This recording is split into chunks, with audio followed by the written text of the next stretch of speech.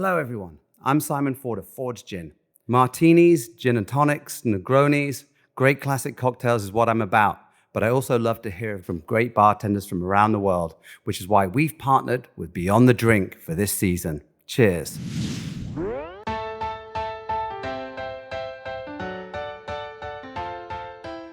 Well, you just heard from the man himself, Simon Ford, and we're glad this season of Beyond the Drink is once again brought to you by our friends at Ford's Gin. I'm Cappy, and in this series, we're going behind the bar. It's time to explore the journeys of the world's best bartenders, uncovering their passion, the latest gin trends, and of course, the social impact they make in their community. Beyond the Drink airs every other week, right here on Beyond the Plate. If you're new to the pod, welcome. If you've listened before, we're glad you're back. Let's go Beyond the Drink. Cheers. Today's guest is a Washington, D.C.-based bartender who has become a major voice in shaping cocktail culture. Her reimagined takes on the classics, rooted in genuine hospitality, have earned national attention. Just this year, she was honored as a U.S. Bartender of the Year at the Tales of the Cocktail Spirited Awards. More on her in the episode notes, or you could follow her on Instagram at Yummy Wasabi. Please enjoy this episode as we go Beyond the Drink with Christine Kim. Hi, Christine. Hi. Bartender of the Year is pretty awesome. Love that. Yeah, what? I mean, that's why, like, I always think when you see these accolades, whether it's a chef or bartender, I'm like, Bartender of the Year, there are so many bars in this country, and to get that, like, what does that feel like? You feel delusional. Really? Because you're like, I don't understand what is happening. Why me? I don't know. Don't look at me.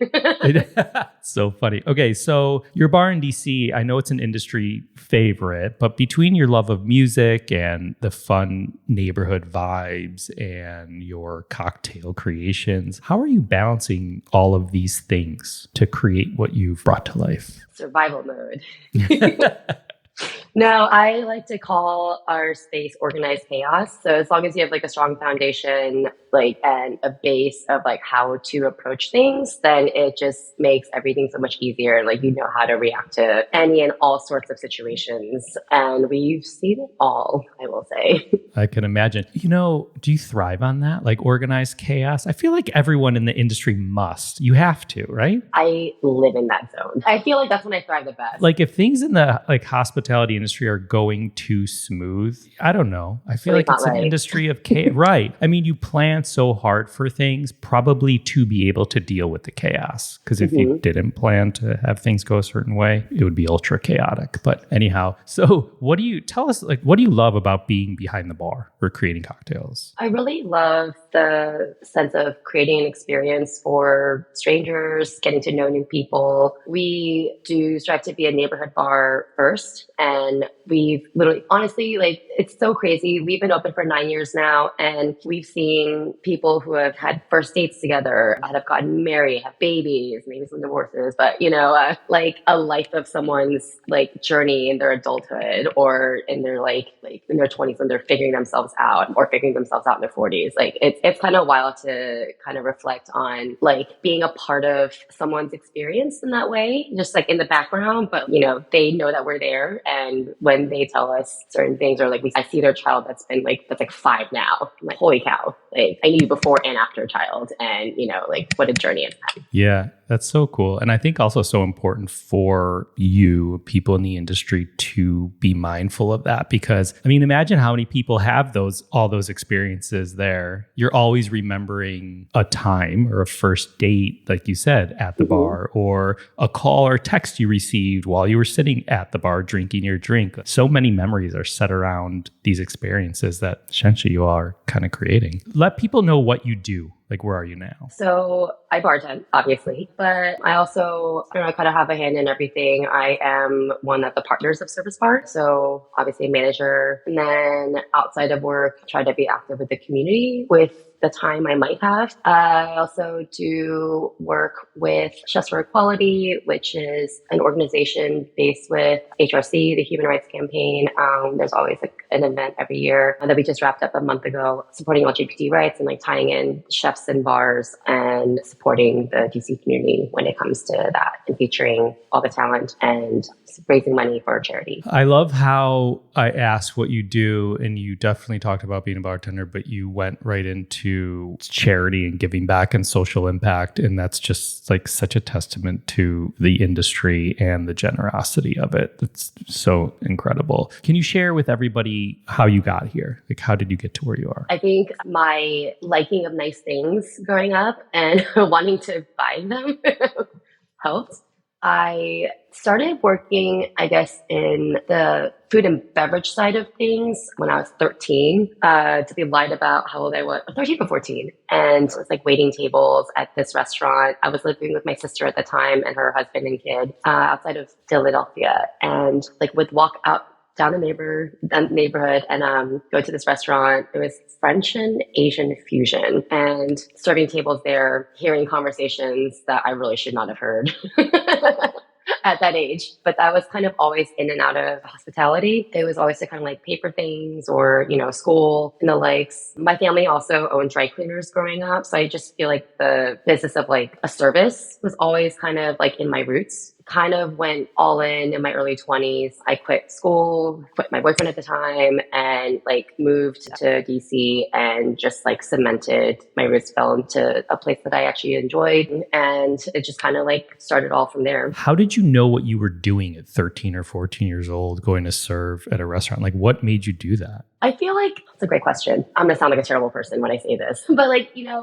when people think of working in restaurants, like in like the wrong mindset, like anybody could do this, or, it's like blah, blah, blah. But it was like a means to, like, I like walking with Cash every night. So that was great. But also like I needed a certain type of skill set. It was like, hey, are you personable? Are you like smart? Can you do this? Are you quick on your feet? And I just rolled with that. Would you say you learned a lot at that point? So Pennsylvania has the BYOB policy. And I just remember one of my first times breaking a cork into a bottle of wine that, oh my God, it was the worst. This regular had a very important business meeting and brought in some very special old wine. And I remember like unbottling it and then pulling the cork out, and it broke. And I'm pretty good about getting the cork out, but I'm pretty good now. But at 13, I didn't know what I was doing. And I broke and I tried to get it out and it fell into the bottle. And I will never forget the look on that guy's face when that happened. And my coworker had to come in and bail me out. And I was so embarrassed. So I learned that.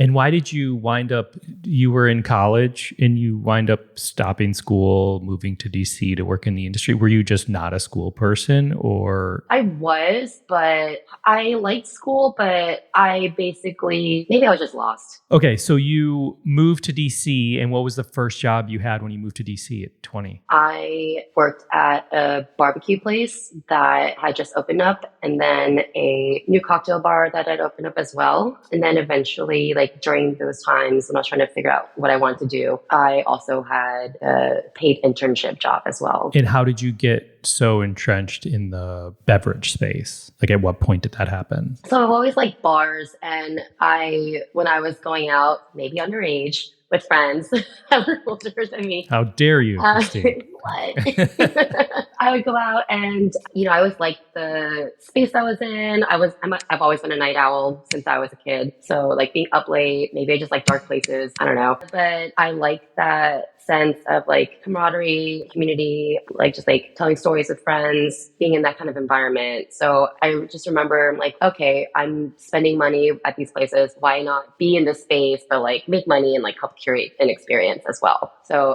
that's kind of how I started. And when I decided I want to like really lean into it, I was cooking a lot of the time. And when it came to cocktails, it just kind of blew my mind. Oh, these flavors that I would use in the kitchen, like you can put into a vessel in a glass. And that was like the aha moment, like, oh, this is so cool. Where were you cooking at the time? Probably a lot of Korean and Mexican food. And I'm a sucker for a good Italian. This tracks like with what I read about your creations of like taking classics and, am I right? Like doing like riffs on those. I mean, your experience cooking probably helps drive a lot of those flavor combinations and, modernizing something that may be old or classic and whatnot. What inspired inspires you in creating a cocktail? I'm not going to lie. I am the worst at creating cocktails. What do you mean? Why do you say I have that? ideas, but I will say I'm really good at editing or like coming up with them and then editing. And then I will say the tuners and partners, Glenn and Chad, are way better at like bringing it all together and like A vision for it. yeah. Okay, that's fair. But that's really cool that you know that. Do you know what I mean? Like that's really interesting because I think that is also in the chef space, there's chefs who are incredible chefs and can create things, but there's also chefs who, rely on sous chefs or cooks to create, I think it works both ways depending on your strengths, but it's really neat that you probably have a vision to do something or flavors that do go together, but maybe you have a great team, to your point, that can help bring a vision to life in a way. Yeah. It's like we'll bounce ideas off of each other and then, okay, we'll maybe think of like different techniques or applications to certain ingredients. And then we'll kind of ping pong off of that. Can you share a cocktail or two like on your menu these days that you're super excited about? Or maybe one in the past, maybe now, or maybe one you're working on? Kind of take this anywhere. So on our menu, we have our curated menu that features a lot of our, I would like to say them like, call them like a service bar classics, but it all depends on the seasonality of ingredients as well. And then we always kind of do like a side menu, which is kind of like a focus menu, I would say. We've done it before on like regionality in terms of different cities, inspired by food and cuisine and like the culture of said city. We've done ones inspired by like the museums and art exhibits around DC because there's access to so many, using that as inspiration for a drink. We did one on astrology that had a lot of strong opinions from our guests about their signs. Oh, that's funny. Is that something that you guys just kind of keep an eye on, being in DC, being around these museums and exhibits, to your point? Is this someone come in and they're like, oh, hey, this museum is doing an exhibit on this? Do those museums know that you're doing it? Some of them did when we did that one. We actually got to go to a private early tour of one of the exhibits. That was really cool. And it was like guided, but like with like extra fun details. And our current focus menu is based on birds from all over the world, whether it's their diet or like the ingredients that are found native to that region or country. That's been super popular. And we actually got reached out to by the DC Bird Society and the Audubon Society about doing an event. So we did that like a month or two ago, but yeah. That's interesting. How often do you all change the focus menu? It's been in the past, we would have it for a few months. This one we're going to keep on a little bit longer just because there was so much like work that went into it, the graphic design, and people would come by like from our previous menus and they would ask, oh my God, like I've been waiting to go see this, and like it's off the menu. We don't even have ingredients for it. So we're going to keep this on for a little bit longer. This may be random, but at a bar like yours, I feel like most of the people coming in know what they're getting, like in a great, delicious cocktail. But what percentage of people are ordering vodka, soda, Jack and Coke versus, do they know that do they know where they are and the majority is ordering off the menu? Or is it? Oh yeah, I love it. It's great. Yeah. It gives my arm a break. Yeah.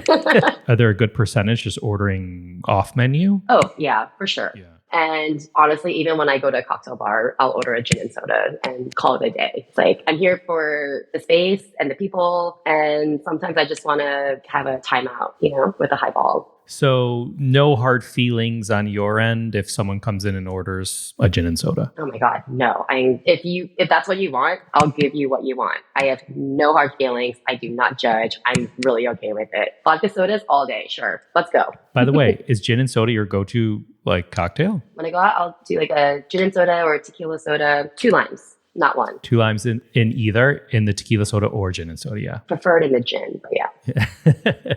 All right. So as the reigning champ of Tales U.S. Bartender of the Year, what's exciting to you these days in the world, speaking of gin? What's exciting? Is there anything exciting going on in the world of gin or bartending in general to you? I just think it's fascinating that everything we're like going back to the 90s, like fashion, like drinking habits, the cocktails that are called, like you said, like off menu drinks that are like classics. Like, people will be like, do you know how to make a margarita? Do you know how to make a Cosmo? I'm like, absolutely. Yes, I do. And there's a whole new generation that is kind of rediscovering these classics and ordering them everywhere. The espresso martini, dear God. You're going to love this question, but when did you realize you had made it as a bartender? When I got the award. Really? I think so. Yeah. Which I still don't believe actually happened. It's all a dream. It happened. Wake up. No. Okay. So our Beyond the Plate listeners, you touched upon social impact. I just don't know if you want to go any deeper at all, but we celebrate it with all of our guests, whether they're cooks or bartenders, and just learning how everyone does it is pretty inspiring. So is there any other specific organization or cause that you want to shine a light on? And if not to pressure you, but I'm also curious, like, is this something you instill in other staff at the bar as well? I feel like generally our sense of community with our team kind of helps, and like people don't even like think about it or think twice about it when it comes to like fundraisers that we would do. We do like to do events to raise money for, people that might be ill, or, we did one recently with the influx of the National Guard and ICE that has been happening in DC, to raise money for families that have been dislocated, or, to like provide food and like funds for them and their families. We've also helped out with events for AAPI charities. And I feel like those are things that I personally and like we as a bar like to support. We love good cause. We love giving back. Yeah, it's incredible. So after all that you've done and Service Bar has accomplished in DC, like, where do you go from here? Is there a North Star for you? I want to sleep. That's fair. That's fair. That's a good North Star, Christine. Okay, so we have an audio newsletter called Heard that we air every other Monday here, Beyond the Plate and Beyond the Drink, where I share a few things on my plate at the moment: a restaurant, a product or ingredient, a recipe, something social impact related. I would love to hear one thing on your plate that I can feature in a forthcoming Heard episode. Do you know what I had recently that I didn't know existed? The everything bagel cheese. Tell me more. I live next to Whole Foods and Trader Joe's, and I remember going to Trader Joe's one day, a couple weeks ago, and I was on the phone with my friend, and I just stopped and I said, what the fuck is this? Like, it was a little round situation, and it just said everything bagel cheese, and I used it for my cacio e pepe that I made later that night, and it was phenomenal. Wait, like a hard cheese with everything spices mixed into it? Yeah, I feel like I've seen a goat cheese crushed it with it or something, but different. Yeah. Yum. Yeah, it's delicious. How was that cacio e pepe? I'm dreamy. It was so hot. That sounds so good. I love it. All right, Christine, thank you for hopping on with us. We really appreciate it. Very grateful to you, the whole community, for taking the time, and love all of the work you all do in the community. And I must come back to DC soon for a cocktail. Please do. Yeah, thank you so much. I appreciate it. Thank you for having me. Find all social media links for myself, Beyond the Plate, and Beyond the Drink guests in the episode notes and on beyondtheplatepodcast.com. As always, big thanks to the whole Beyond the Plate team. Don't forget to join us back here next Wednesday for an episode of Beyond the Plate, and every other Monday right here for Heard, our short audio newsletter where I'm sharing what's on my plate, from culinary insights to restaurants and recipes, all in just a few minutes. And if you have a moment, we'd be grateful for your support by rating, reviewing, and even hitting that subscribe button to the podcast. Thank you for listening to Beyond the Drink, a production of Beyond the Plate. I'm Cappy.